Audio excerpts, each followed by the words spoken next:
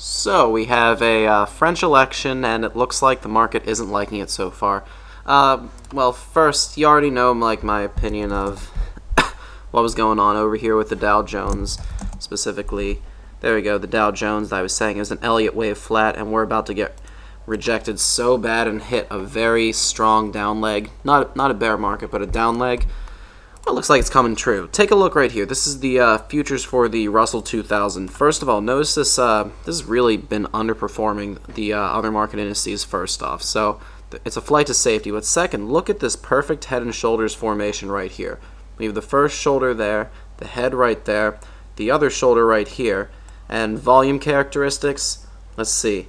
On the final advance, let's take a look at the volumes. First advance, we had decent volume. Second advance, the volume was pretty sluggish, and then the third one, volume was even lower.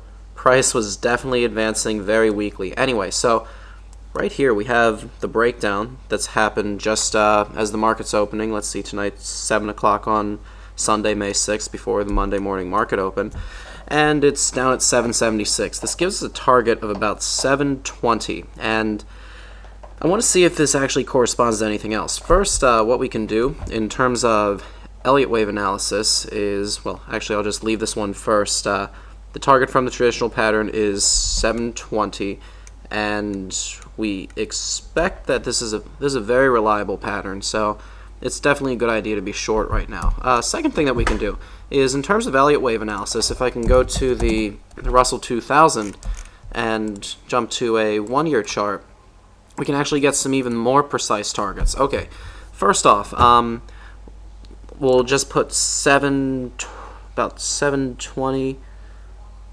Where is it? See, this chart, where did it give us exactly? Gave us 715. So we'll move this to 715. So we're going to leave that one right there. 715 is going to be our first target, but as far as Elliott wave analysis, let's do this. Let's try to get different targets. First off, go to the weekly chart, and we're going to draw a Fibonacci bracket. Reason why I use the weekly chart is so we can filter out any climaxes. So I'm going to just go from the lowest close of the week to the highest close of the week, which, let's see, it's either right there or right there. And sure enough, look where the 61.8 retracement is, 715.35. That would be a major confluence zone that we should really keep an eye on. So it's a very strong target. Second thing I wanted to do is we jump back to the daily chart. As far as Elliott wave analysis, the way that we could have seen it was here. I'm going to pause this to save some time. Okay, so I just put my Elliott wave count on here. We had wave 1 starting at the October low. One went up to here, turned into a triangle, broke down, and it ended, and that was wave 2, which ended right here. Then wave 3 went from this circle up to the very top here.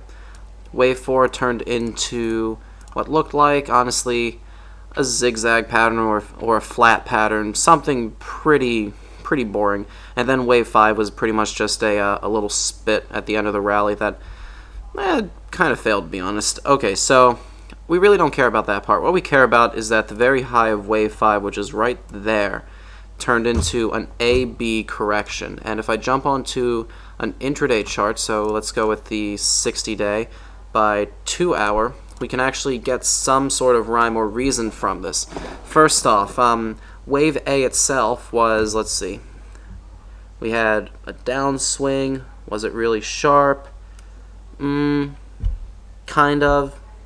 Not really, but once again, I really don't care about that. We'll just call it an impulse wave.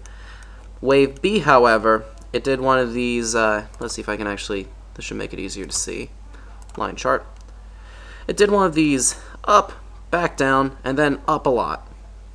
So that would be called a flat correction. Okay, so flat correction, and it terminated right here. So what we can do to get targets for wave C is jump back to the 6-month chart. We're just using a line graph now, and we're just going to take the entire length of wave A, project the 161 and 261 off of that, and we're going to take that line, we're going to project it from the top of wave B, and I just want to make sure I'm not catching any climaxes on this. No climaxes. So this one actually gives us target zones of, where we got 724. So there's definitely a confluent zone right here. So that's the target. So for right now, what am I doing? First off, I am long puts on the Dow. I am going to go long, let's see, TWM tomorrow. Depending on if the VIX spikes. If the VIX doesn't spike yet, then I'll probably buy puts on the Russell 2000. But if it does, I'm just going to do TWM. Also, I'm still short BioLife, which did this long-term descending triangle, and CHRW, which also did this very long-term descending triangle. There we go. So it's not a good time to be long. I mean, it's not a good time to be long the market right now. Like, if you need to be long anything, gold. Because after this, what do you think is going to happen? France, they're going to say, okay, we're done with these cuts. So what do you do when you can't cut? You print the money, right? Okay, so just hang on to your hat and don't go buying anything until we get down to that level, okay? Thank you for watching and happy trading.